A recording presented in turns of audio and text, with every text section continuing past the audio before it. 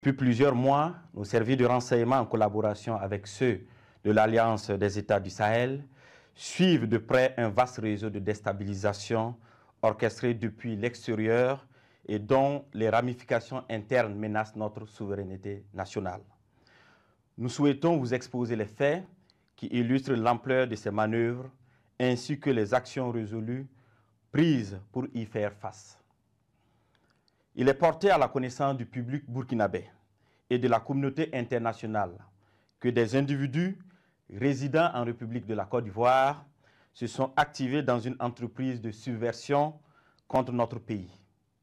Ces acteurs du chaos, appuyés par certains services de renseignement de puissance occidentale, sont constitués aussi bien de civils de divers profils que des militaires et anciens militaires ayant quitté le territoire national pour participer à des opérations de propagande et de déstabilisation. Grâce au suivi permanent de leurs activités, nous avons pu déjouer plusieurs tentatives de déstabilisation, aussi pernicieuses qu'incessantes. Face à ces échecs répétés, ces individus sans foi ni loi ont opté pour un énième plan. Ce énième plan consistait d'une part à signer un contrat avec des groupes terroristes baptisés les centraux et d'autre part à leur donner des formations spécifiques dans la zone du centre-est pour la prise d'objectifs qui ont été consignés dans leur contrat. Ils devraient en premier lieu mener des actions violentes contre des civils innocents, puis en second lieu s'attaquer non seulement à des institutions de la République, mais aussi à plusieurs autres points sensibles. La première attaque précurseur de cette opération était celle de Barsalgo le samedi 24 août 2024, qui consistait à massacrer le maximum de populations civiles pour créer le désarroi et le chaos au sein de ces populations et ébranler de ce fait la nation entière, facilitant ainsi l'exécution de l'action principale. Le plan prévoyait l'infiltration de plusieurs groupes terroristes. Le premier groupe, chargé de mener l'action principale à partir du 29 août 2024, était composé de 150 terroristes venus du centre-est. Ils devraient se diriger vers la zone de Sapui, puis remonter sur Ouagadougou en vue de prendre le palais présidentiel à Koulouba. Le deuxième groupe devrait attaquer la base de drones militaires pour empêcher toute riposte de nos forces. Le troisième groupe, venu du territoire ivoirien, avait pour objectif de mener des attaques dans la zone de Mangodara pour disperser nos forces combattantes. D'autres groupes devraient cibler l'aéroport pour bloquer tout renfort extérieur, notamment la pose de tout aéronef ami. Durant ces investigations, nos services de renseignement ont été alertés de l'arrestation de 2 individus suspects sans papier d'identité à un poste de contrôle à l'entrée de la ville de Niamey le 29 août 2024.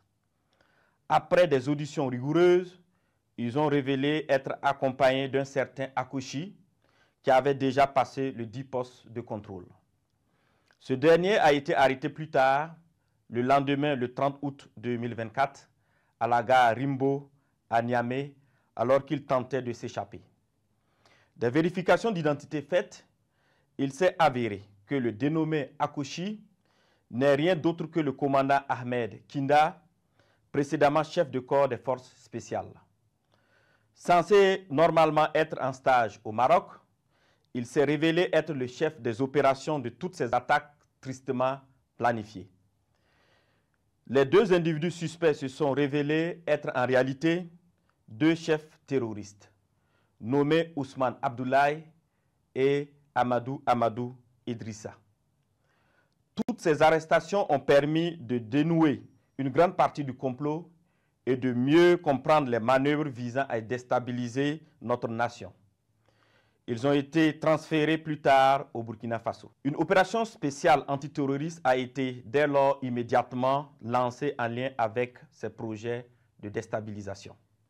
Les premières investigations ont révélé que ce complot était orchestré par des ressortissants burkinabés résidant à l'étranger, dont M.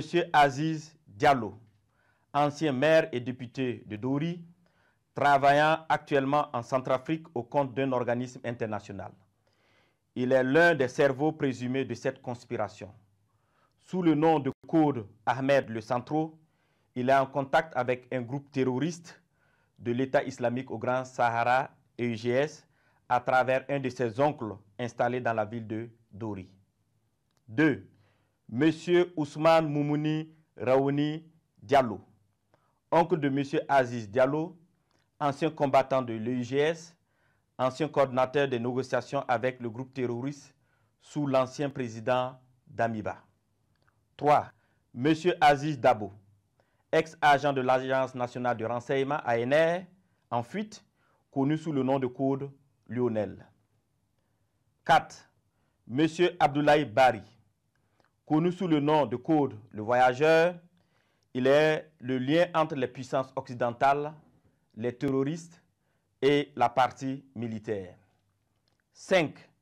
Un certain Serge Maturin, journaliste nigérien d'origine ivoirienne, représentant Le Voyageur au Niger.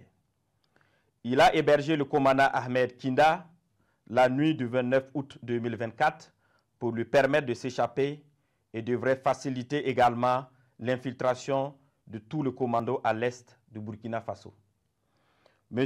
Abdoulaye Bari lui avait demandé de garder par devers lui 4 téléphones satellitaires de marque Touraya destinés aux opérations funestes. 6. M. Djibril Yipene Bassolé, ancien ministre des Affaires étrangères du Burkina Faso. 7. M. Newton Ahmed Bari, ancien président de la CENI. 8. M. Alpha Bari, ancien ministre des Affaires étrangères du Burkina Faso. 9. Le commandant François Zungrana, alias César. 10.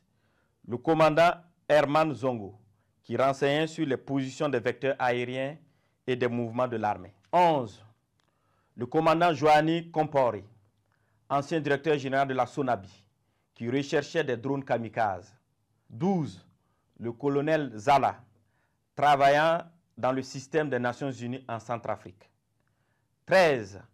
Le lieutenant-colonel Paul-Henri Sandaogo Damiba, alias le Patriarche, qui dirige le volet militaire de ce complot. 14. Le lieutenant-colonel D. Romeo Woba, alias Rodriguez, qui est le chef du centre des opérations à Accra. 15. Plusieurs autres officiers à l'extérieur du pays sur lesquels les investigations se poursuivent. Ces déstabilisateurs, en collaboration avec des complices à l'intérieur du pays, menaient des actions de désinformation massive et utilisaient des pratiques occultes pour s'aimer la confusion et la division. Plusieurs marabouts ont été consultés par M. Abdoulaye Bari, alias le Voyageur, qui s'est fait aider par le sergent-chef Tendano, alias Taylor, ancien élément des forces spéciales qui sera arrêté plus tard par nos services de renseignement. Ce dernier donnait des renseignements à l'ennemi et avait en charge de recruter des éléments pour les opérations de déstabilisation. Il a en outre pris contact avec son père, marabout très connu dans la zone de Bogandé, afin qu'il travaille à ce que les infiltrations des terroristes se passent très bien. Suite à l'arrestation du commandant Ahmed Kinda, alias Akoshi, et des 2 chefs terroristes, il avait été convenu dans un premier temps de ne pas divulguer l'information pour permettre ainsi nos services de découvrir toute l'étendue du réseau. Les communications interceptées ont révélé l'implication de plusieurs opérateurs économiques dans le complot. Des enregistrements de ces communications seront bientôt diffusés au public dans les prochains jours. D'autres leaders de la société civile participant aux échanges via un groupe WhatsApp dénommé IB Dégage sont également impliqués dans cette vaste entreprise. La plupart des réunions de planification se menaient au Ghana, dans le quartier Ashimota, à l'hôtel Jidi Lodge à Accra.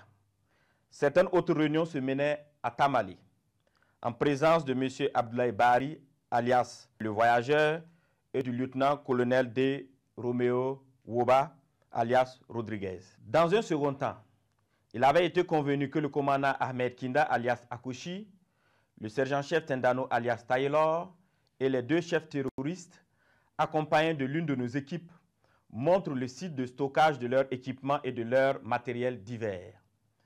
Ce lieu, sous la garde des terroristes à la solde du commandant, a été localisé non loin de la ville de Tenkodogo.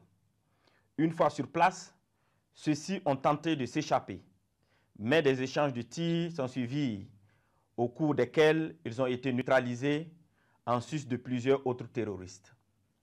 Les autres déstabilisateurs, loin d'abandonner leur funeste entreprise, ont décidé de peaufiner un nouveau plan lors d'une réunion qui doit se tenir normalement au Nigeria le 27 septembre 2024. Il s'agira pour eux de recruter de nouveaux terroristes, en sus de recruter 500 mercenaires en provenance d'un pays européen pour des attaques à grande échelle à Ouagadougou visant à semer la terreur. Toujours dans leurs prévisions, ils ont décidé de tuer tous ceux qui s'opposeraient à leur action en faisant référence aux populations dans le cas où elles se révolteraient.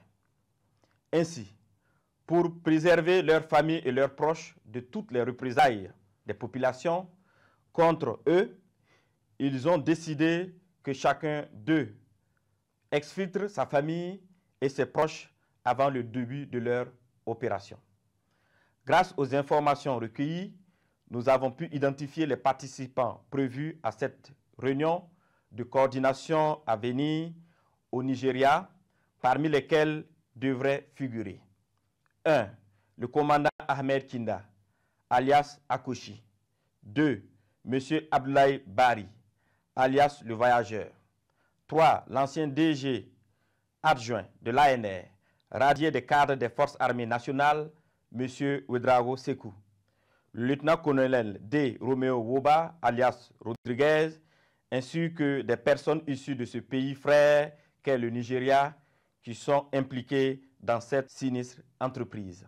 Tous devraient faire jonction avec M. Gibril Yipene Bassolé et certains éléments des services de renseignement occidentaux. Fort de ces informations avérées et au regard de la gravité extrême de ces actes, il a été décidé de maintenir l'opération spéciale afin de neutraliser toute personne qui tenterait de semer le chaos dans notre pays. Des instructions fermes ont été données pour rétrocéder au service de renseignement burkinabé l'ensemble des dossiers initialement judiciarisés afin de reprendre les auditions.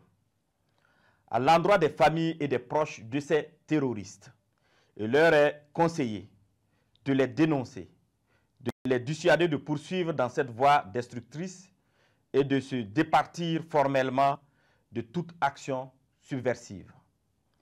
À l'endroit des familles et proches de ces terroristes, il leur est conseillé de les dénoncer, de les dissuader de poursuivre dans cette voie destructrice et de se départir formellement de toute action subversive. La récréation est terminée. Je répète, la récréation est terminée.